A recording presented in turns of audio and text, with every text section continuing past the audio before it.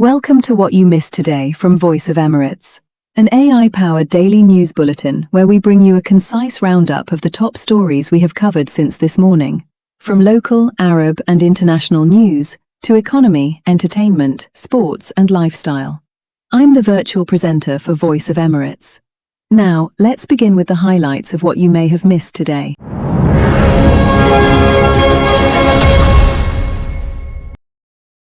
The United Arab Emirates has strongly condemned the drone attack targeting Jordan, describing it as a blatant violation of the country's sovereignty and a threat to its security and stability. The UAE reaffirmed its full solidarity with Jordan and expressed support for all measures taken to protect its people and national security. The Ministry of Foreign Affairs also stressed the UAE's firm rejection of all acts that undermine regional peace and stability.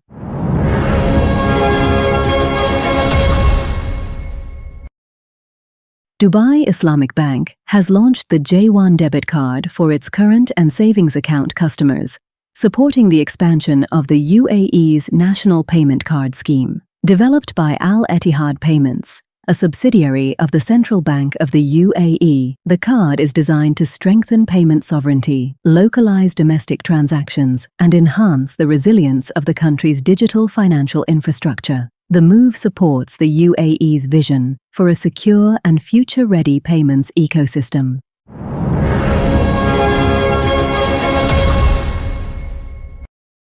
And from the international news, Jordan and Qatar have stressed the need to intensify regional and international efforts to contain tensions in the Middle East and prevent further escalation. During high-level talks, both sides also emphasized the importance of implementing the US-Iran understandings to strengthen regional stability and avoid new confrontations. The two countries reaffirmed that dialogue and diplomacy remain the best path to resolving regional crises and maintaining security.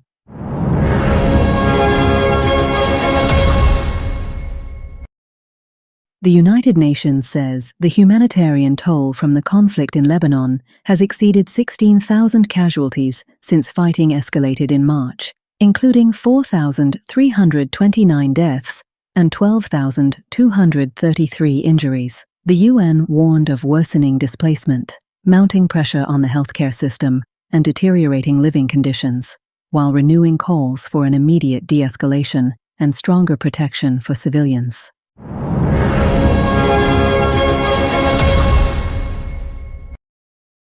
Italian authorities are intensifying emergency operations as violent wildfires spread across several regions, forcing the evacuation of residents and tourists from areas threatened by advancing flames. Civil defense teams, firefighters, and aerial firefighting aircraft have been deployed to contain the blazes and protect communities. Officials remain on high alert as hot, dry weather continues to fuel the fires, raising concerns over further outbreaks.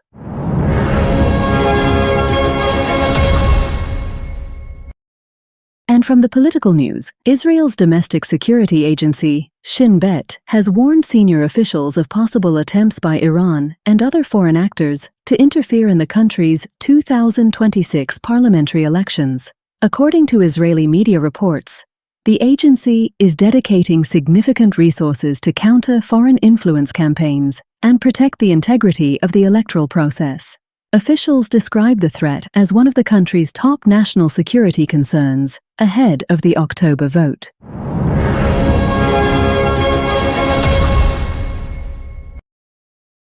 Russia's Ministry of Defense says its forces struck two ships carrying military equipment and supplies at the Ukrainian port of Mykolaiv as part of intensified naval operations in the Black Sea. Moscow also reported attacks on port infrastructure and military logistics facilities. Reuters said it could not independently verify the Russian claims, while Ukrainian authorities had not immediately commented.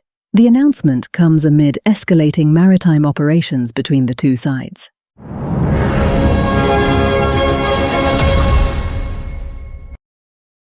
Somalia's Future Council, an opposition political coalition, has declared that the federal government has lost its constitutional legitimacy, calling for the formation of an inclusive transitional governing authority. The Council urged African Union troop-contributing countries to link continued security support to a comprehensive political agreement that restores constitutional order and national consensus.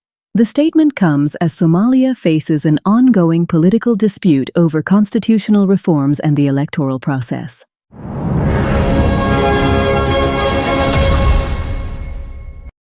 And from the business news, Dubai Taxi Company has become the first transport operator in the UAE to migrate its core systems to Dutech's national hypercloud, powered by Oracle Alloy. The sovereign cloud platform provides AI-ready infrastructure, high-performance computing, and secure data hosting entirely within the UAE. The move strengthens digital resilience, improves operational efficiency, and supports the country's vision for secure, sovereign digital transformation across critical sectors.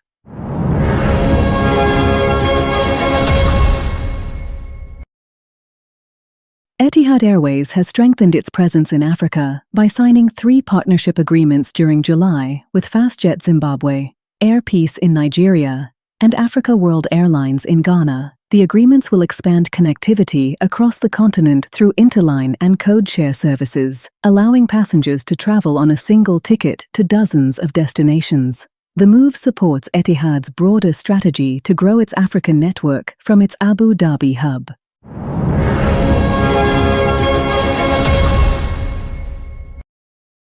Dubai Chamber of Commerce strengthened cooperation between the public and private sectors during the first half of 2026, holding 94 meetings with business groups and business councils. The Chamber also reviewed 42 laws and draft laws, while the adoption rate of private sector recommendations rose to 73%, up from 60% a year earlier. The Chamber said these efforts support a more competitive business environment and reinforce Dubai's position as a global investment hub.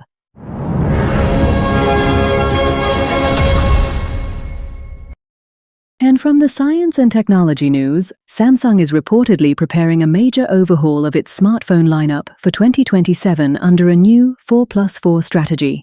Leaks suggest the company plans to launch 8 flagship devices, including 4 Galaxy S models and 4 foldable phones, marking the return of the Galaxy Z Trifold. The move is aimed at expanding Samsung's premium portfolio and strengthening its position in the increasingly competitive smartphone market.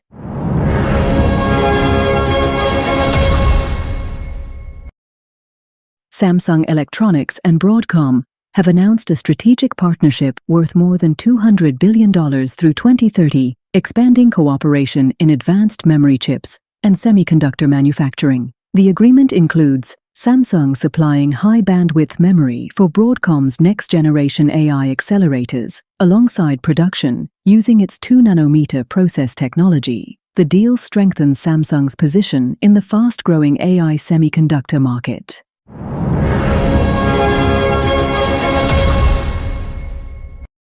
Amazon has unveiled plans to build a low-Earth orbit satellite network of more than 5,000 satellites, providing direct-to-cell connectivity for smartphones by 2028. The service is designed to deliver voice calls, messaging, data, and emergency communications in areas without traditional mobile coverage. The project expands Amazon's satellite ambitions and sets up a direct challenge to SpaceX's Starlink in the fast-growing satellite communications market.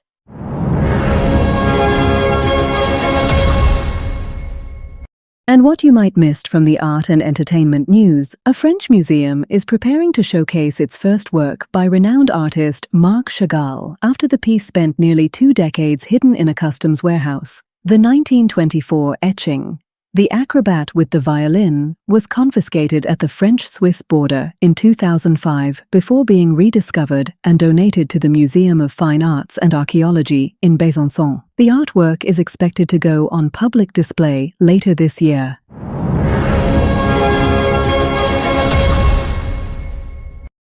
UNESCO has expanded its World Heritage List with the addition of 10 new cultural and natural sites during the 48th session of the World Heritage Committee in Busan, South Korea. The newly inscribed locations reflect the world's rich historical, cultural, and environmental diversity and are expected to receive stronger international protection and conservation. UNESCO says the additions will also help promote sustainable tourism and preserve humanity's shared heritage for future generations.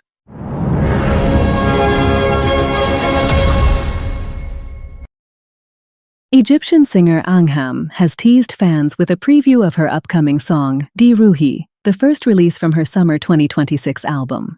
She shared a short teaser featuring the song's opening music on her official social media accounts, accompanied by the message, Di Ruhi, coming soon. The announcement has sparked excitement among fans, as Angham prepares to reveal the album's full track list and official release date in the coming weeks.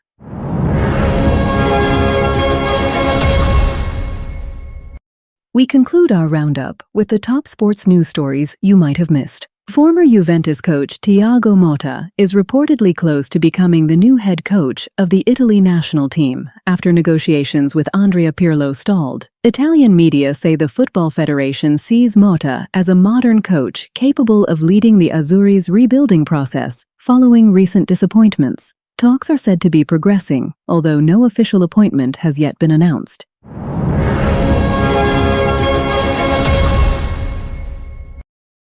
Real Madrid are reportedly stepping up efforts to secure the future of Vinicius Jr. amid growing interest from Arsenal. Club officials are expected to resume contract negotiations with the Brazilian star in a bid to ward off potential suitors and reaffirm his place in the club's long-term plans. While Arsenal continue to monitor the situation, no agreement has been reached and talks over a new Real Madrid deal are ongoing.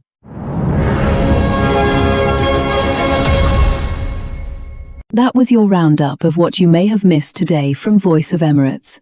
For the full stories, visit our website and follow us on social media for the latest updates. Thank you for watching. See you next time.